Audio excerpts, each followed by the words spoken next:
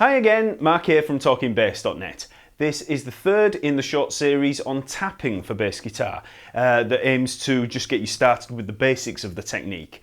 If you've not been over to TalkingBass.net, then go check it out. The lesson material for this and every other video lesson is available to download from over there, and there's also a lesson map that gives you a more structured and progressive journey through some of the lessons.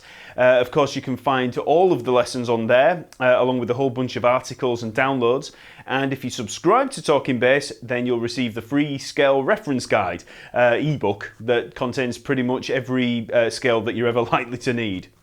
So let's have a quick look at probably the toughest type of tapping, and that's the contrapuntal style, whereby we play an independent bass line and melody or chords.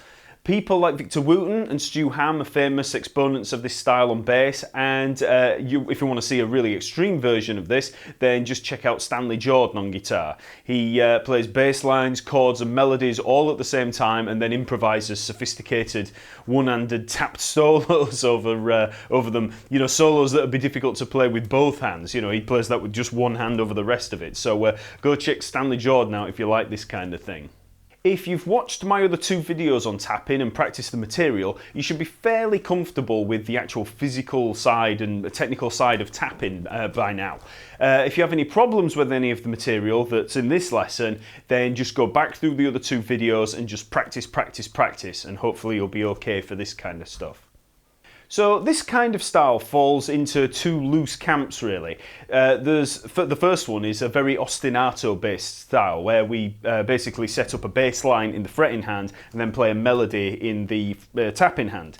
And I've mentioned Hamm quite a few times in this series, and he's a really good example of this, of an exponent of this style. If you've ever heard his rendition of the Peanuts theme from the cartoon, then you'll know what I mean. That it's that kind of style, which sounds like this.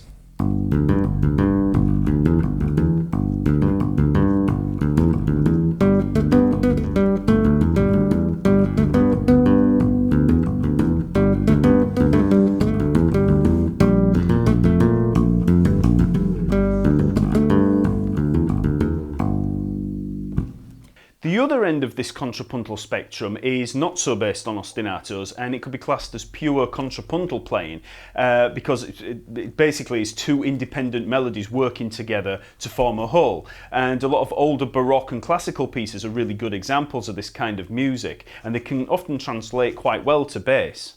Here's a quick excerpt from a Minuet in G by Bach that's a fairly good example of this type of playing.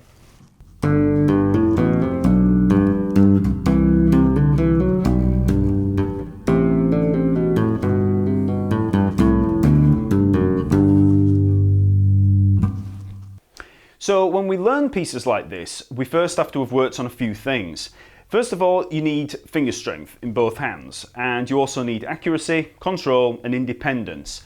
Now, finger strength is fairly easy to attain for this kind of thing because we just need to practice playing things that we do with two hands just with one hand. Okay, so I just recommend playing anything. Okay, just go through bass lines, solos, melodies, whatever. I've already run through some basic scale exercises in the other lessons, so try playing through those, and then just try playing through anything. So for the left hand, the fretting hand, here's a basic root fifth pattern.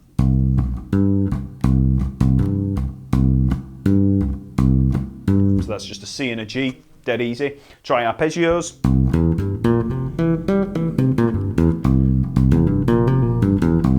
So that's a C7 arpeggio. Try riffs.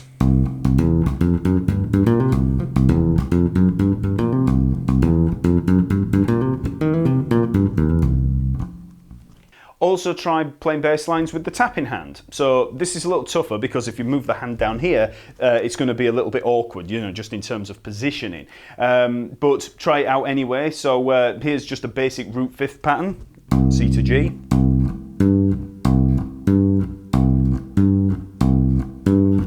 Very simple. Try speeding it up, bit of rhythm to it.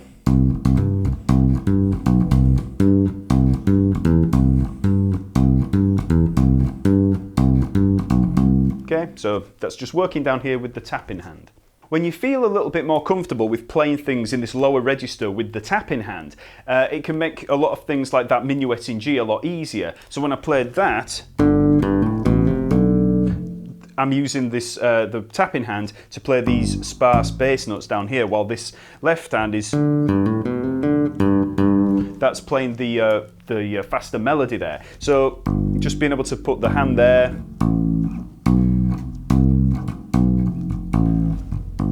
you know, it makes a difference there. So you're just getting used to the positioning there.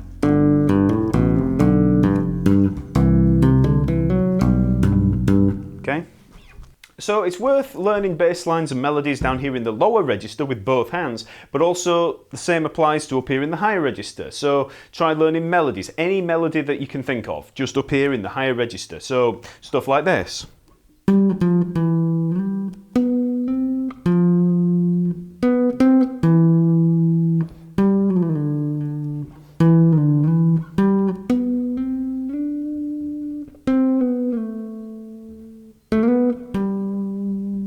You know, any old straight ahead melody. You'll notice that you feel a lot more comfortable with the fretting hand than you do with the picking hand when it comes to playing these melodies. And that's simply because of the natural position of the fretting hand. The picking hand is just a lot less stable and awkward when playing this stuff. So it's worth bearing that in mind when you're learning pieces or working out fingerings for things, because you might want to keep the trickier parts in the fretting hand.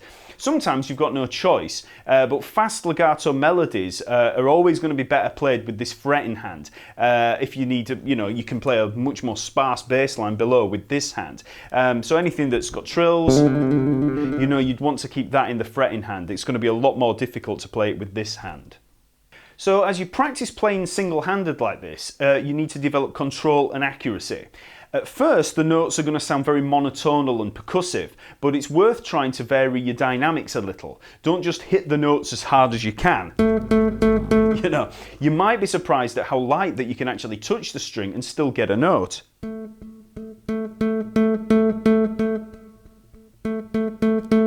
You know, and there's all the sounds in between there. So just try and be a little bit more dynamic with melodies. Also, try adding some vibrato onto the melody notes. If I play this G up here at the 12th fret as a straightforward percussive hammered note, it can just sound a little harsh on its own. If I add vibrato, it can soften the impact a little and, you know, give a little expression to the proceedings. And this can be the difference between a piece sounding like a technical exercise and sounding like music. So dynamics, vibrato, and then other expressive things like slides can really help. So there's that G again, bit of vibrato, there's a slide, and not, you know, with different dynamics. Once you have a little more control and strength in the hands, we can start to work on independence and combining the hands. So we'll start on a very straightforward line to begin with, just to outline a few aspects of independence. In the fretting hand, we're going to play a constantly descending and ascending line. It's in D major, and it's going to start on a D, here, 5th fret on the A string. Then we're going to have a C sharp, 4th fret of the A string, B, 2nd fret. Now we move on to the E string, so we've got the 5th fret there, the A, then down to the G, 3rd fret, and then we work back up. A, B, C sharp, D. So that's the bass line. So we've got D, C sharp, B, A, G, A, B, C sharp, D. And the fingering for that, as you can see, 4th finger for the D, 3rd finger for the C sharp, 1st finger for the B, 4th finger for the A, 2nd finger for the G.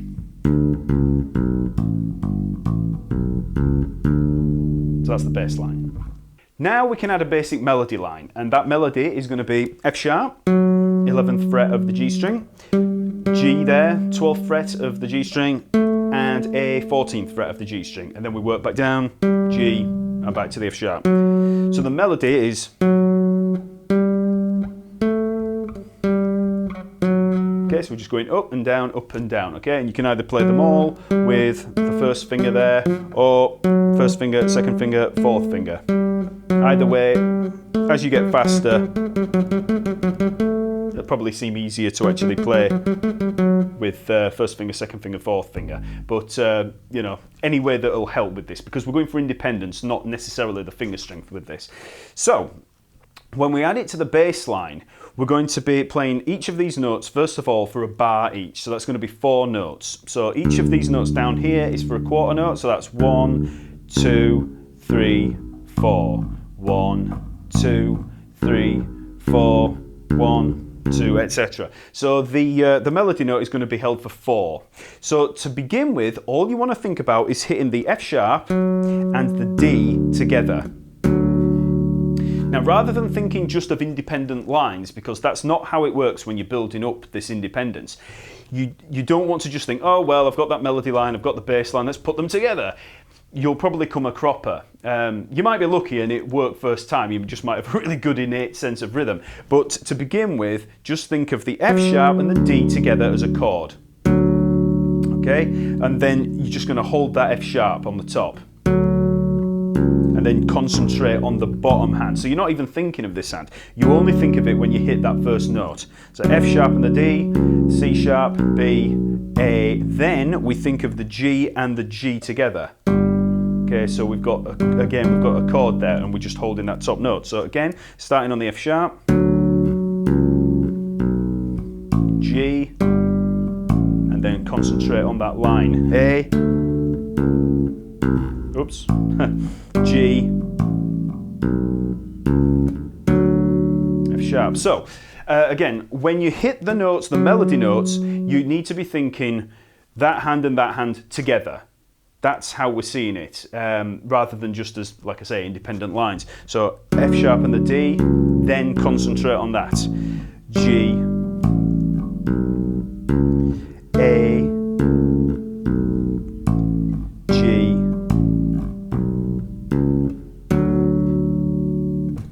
once you've nailed those two lines together, we can start to build up speed. Now, at first, it won't seem like you're playing two independent lines. Again, it will just seem like two notes together and then that hand's doing something that you're concentrating on. This hand is just being held here, like in stasis there. So, you know, you're just concentrating on the bass line and then just planting these notes here on one of them, okay? So once you've nailed that, just start to build up speed. So a little quicker.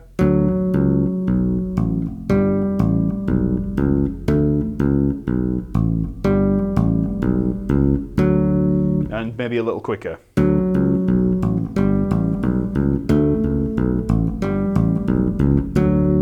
And you start to be able to hear two independent lines as we get faster. It's simply because that line on the top is very slow. So, you know, you don't hear the line straight away, it just sounds like some kind of chord in the background. But as that line starts to speed up, you start to hear that as an independent line and that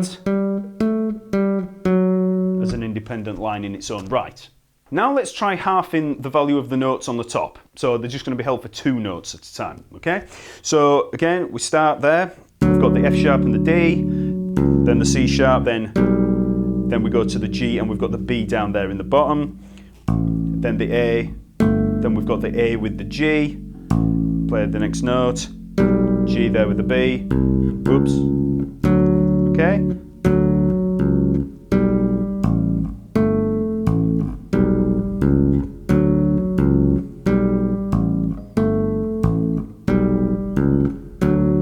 Okay, so we're starting to build on this line and it's now starting to really sound like two independent lines. But again, you want to see it as F sharp and the D, then something down on that hand, in this case the C sharp, then the G and the B. So you're seeing those hits as chords together, you're just thinking of the fingers together. As we gradually build up independence, we want to start seeing fingers together and fingers, you know, alternating. You know, it kind of turns into that kind of thing. So now let's half that melody again and we'll just be playing quarter notes in both hands. So we're going to be playing chords for every single one. So the F sharp and the D, then the G and the C sharp, A and the B, A melody that is, and the B down here. Then A down in the bass with G, then okay, so start slowly.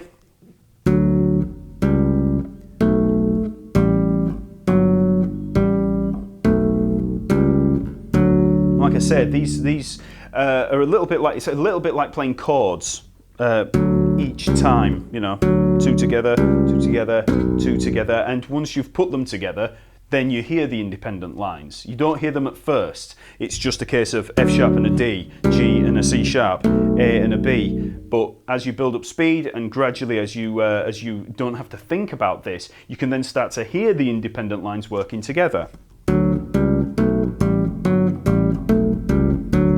So you hear and both together. So let's try another riff and melody. So this one's going to be actually a little easier in some ways, but this is going to be more ostinato based. So we're going to have the G there and the D root 5th, so it's in G major. So we've got G 3rd fret of the E string, D 5th fret of the A string, and that's going to be a basic root 5th pattern. And this is one that you can just kind of play backwards and forwards, you know, with the hand. It's just a hand motion, 1, 4. So this might be a little bit easier in terms of actually thinking of two independent lines. Now the melody is going to be G, A, B, A, G, A, B, A, G. Okay? So first of all, we'll start just as we did with the first example. So we're going to have G, A. So we're playing for a bar each. Okay, so we've got the G held there, and then we just think of what the bass line's doing. So if I was to play that G and hold it, then all you're having to do is think of the bass line. You're not thinking of this hand at all. We just did at the beginning with both G's together. Like I say, that's either both fingers together or fingers separately. So then add the A.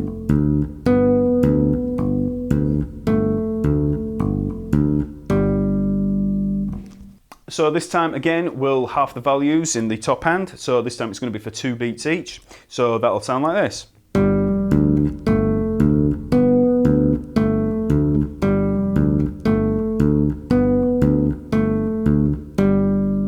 And then once you've mastered that, move on to quarter notes in both hands.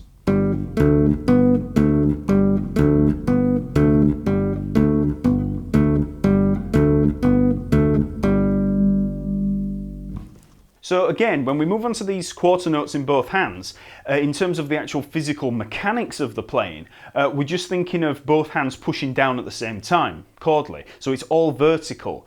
The horizontal melodies are the net result of this, but we don't have to concentrate on those individual melodies in terms of the physical side, at least not at first. After a while, you'll actually be able to keep one hand doing one thing while you do something completely different in the other hand. But as I mentioned earlier, we have to build the muscle memory attached to the rhythmic cells. So in this case, it's simple quarter notes in both hands. So we now know that in terms of the muscle memory, that it's just a case of both hands playing together at the same time like that. When we start getting onto eighth notes and things like that, then you've got to start alternating the hands, and it's not all a case of both hands going down at the same time. So this time I want you to alternate the notes between the bass line and the melody. So that'll sound like this.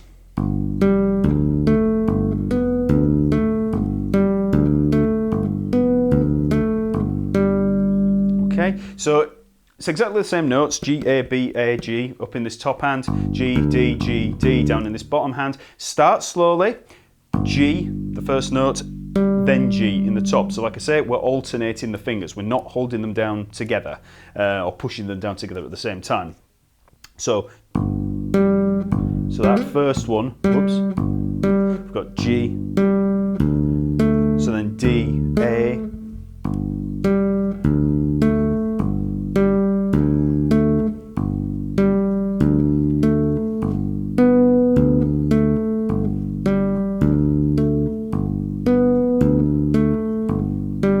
so it's all alternating movement, and then you just build up speed.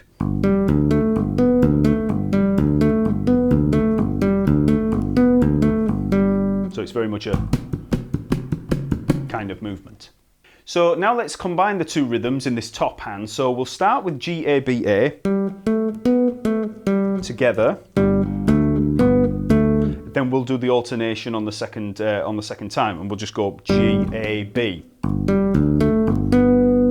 Okay, so we're on offbeat eighth notes on the second part. So that'll sound all together like this.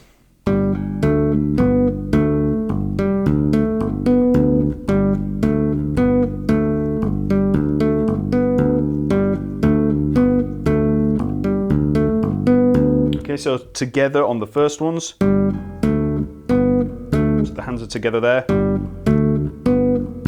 Then you wait to play the G, and then you're alternating. And then we're back, okay?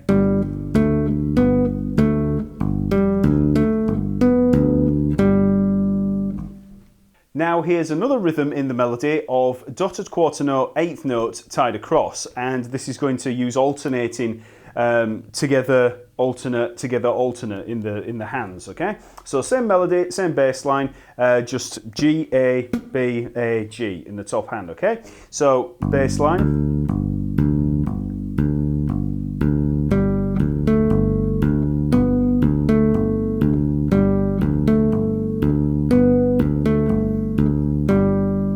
Okay, so when we first play it, the G and the G are together. Then we've got the D, so then we hit the A after, so okay, so that's the motion. Together, alternate.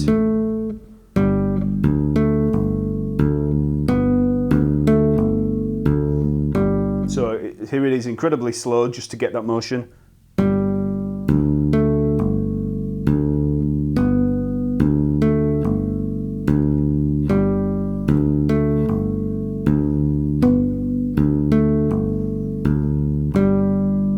So again, you want to take notice of where the hands are together and where they alternate, okay? Now let's just try a couple of different rhythms in the top hand. So this next one is going to be dotted quarter, eighth notes, round and round. So that sounds like this.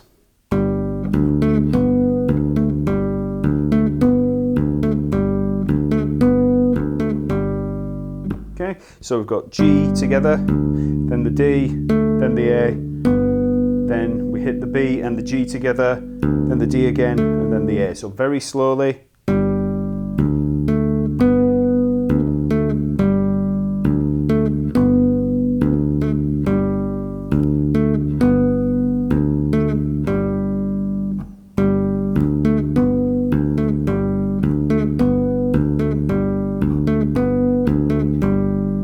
So as I've said before, this is just a case of learning which notes go together and which ones alternate between the hands. It starts off as just a kind of physical mechanic, as I mentioned before, and then eventually once you've got that muscle memory down and you've got the two hands working together, in coordinated together, the two melodies reveal themselves. So you're not necessarily thinking of the melodies at first, you're just thinking of the mechanics.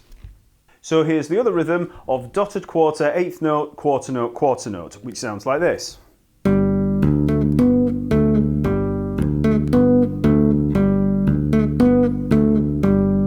Slowly.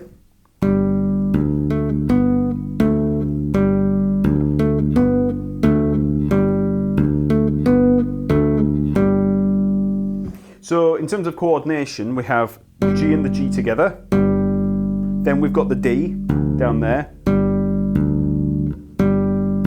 we're just learning it one note at a time there. Then the A.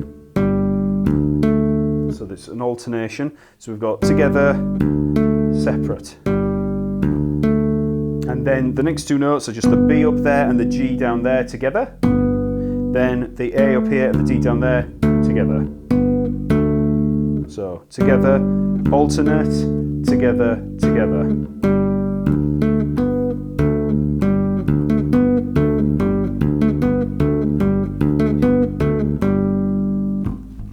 Now let's try something a little more sophisticated in the rhythm of the melody. Let's try a dotted eighth note, 16th note tied across, which sounds like this.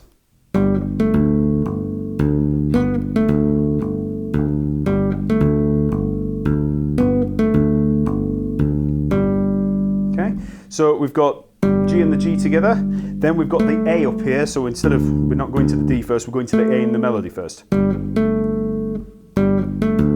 then we hit the D.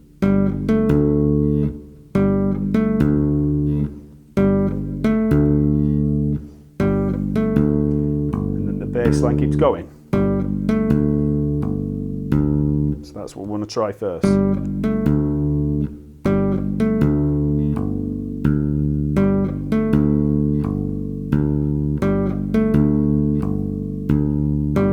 So again, we've got the two notes together there, the G and the G, and then we alternate between the A up here and the D down here. So it's together, A, and then D. And then we can do the same with the B and the A.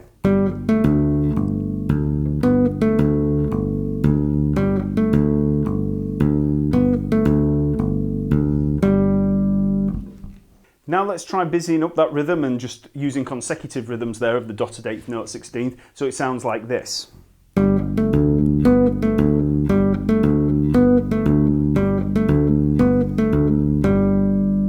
Slowly.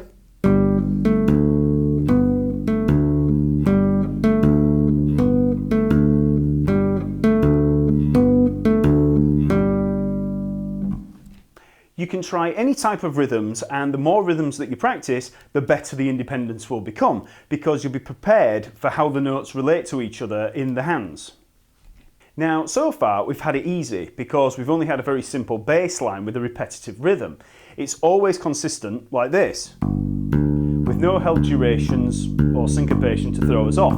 So that means it's easy to forget about the bass line and just concentrate more on getting this melody right. But when we jazz up the rhythm of the bass line, we have to concentrate equally on both hands. So now let's mess around with that root 5th ostinato and play the following riff. So we're going to have G, D, and then A, D. And we'll use the rhythm dotted 8th note, 16th note tied across to a quarter note, which is like the melody that we had. But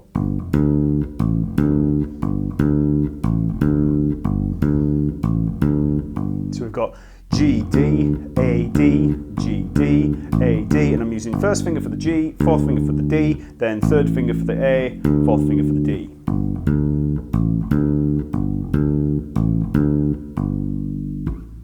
So now we can work through the melody, exactly the same melody as we had before, so G, A, B, A, G, and keep this ostinato going. And it's much more important this time to play the note and then really concentrate on what the bass line's doing, okay? So you play the note on that with that G, hold it and concentrate on that bass line, okay? So if we start with the bass line.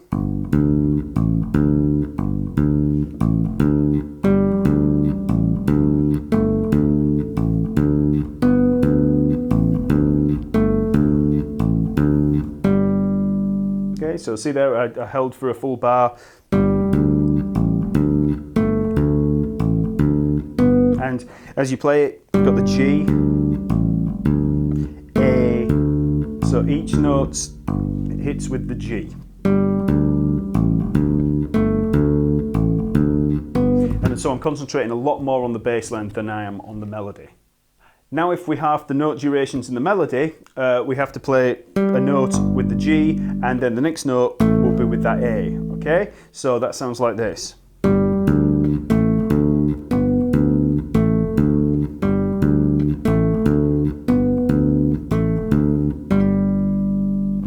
So the final rhythm that we're going to use in the melody is a lot tougher to play, even though on the face of it, it sounds very simple. What we're going to do is just play straight quarter notes. So they're going to sound like this. Easy.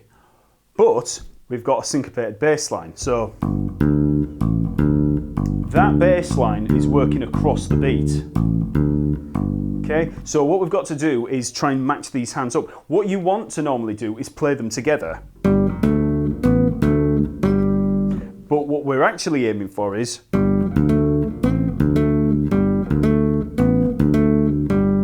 okay. So a good way to approach rhythms like this is to actually think of a different rhythm and then just divide it between the hands. So instead of thinking of that tie across the beat, we actually want to create a rhythm between the hands where we actually do include the second beat.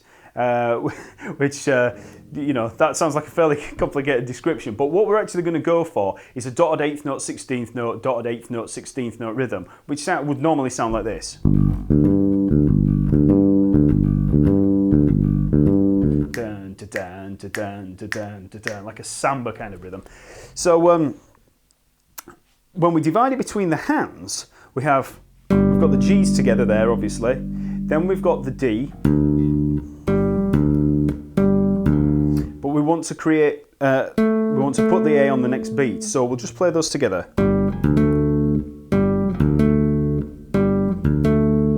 Think of the rhythm that I mentioned.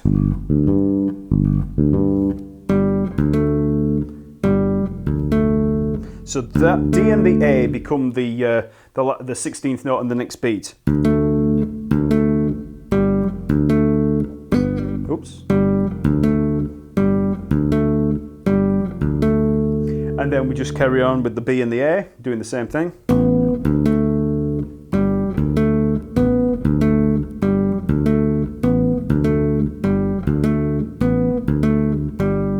And this is where that coordination and independence thing comes into play, because I'm actually thinking, of the rhythm divider between the two. I'm not thinking of the two independent rhythms necessarily, even though that's what you will hear and that's what comes out when you play it. And if I was to kind of step back from it and listen to it, yes, I would be hearing and.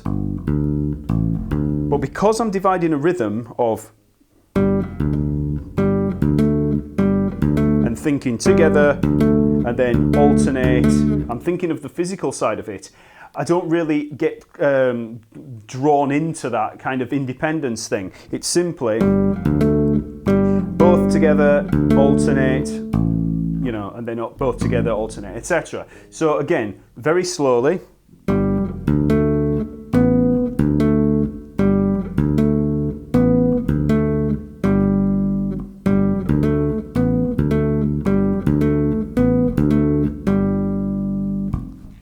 Eventually, you'll be able to figure out how most rhythms of a melody relate to a bass line, and that's how freedom and independence start to develop. But this can be a long, hard process, so you just need to practice, practice, practice, trying different melodies to different bass lines. The possibilities are pretty endless, really, and that's what makes this kind of thing fun in a kind of masochistic way. You know, you gradually build up this repertoire of rhythms, across rhythms, really, so that you know where the hands go. So if you want to hear a bass line that the more rhythms you practice against it, the more you can use in a melody or an improvisation or whatever. So hopefully that's enough to give you a start with playing this kind of contrapuntal technique, and hopefully gives you an awareness of what's possible out there for you to practice. Check out any of the tapping compositions by Stu Hamm and Victor Wooten, and then just check out YouTube for for some inspiration, because there are literally hundreds of guys out there and gals taking this kind of technique to an extreme and just putting themselves out there online. It's quite amazing, really. But try not to be too intimidated by it. This stuff's for fun, really. It won't get you any gigs necessarily, and it's about as pointless a style as you can practice when it comes to becoming a standard, traditional, professional working bass player. But it sounds cool, and it's great for sitting around playing unaccompanied. And also, playing contrapuntally in this way can actually give you a better idea of how bass lines relate to melodies. Playing both lines of a Bach piece can give you a better understanding of how that composition works, and more than ever you would by simply playing the bass line on its own. So it does have a lot of practical use in that sense. So, as I always say, check out TalkingBass.net for more lessons and articles, and subscribe to receive your free scale reference guide. Also, like and comment on this video if it's helped you, and subscribe to the YouTube channel where you'll find loads more bass lessons. Okay, see you later.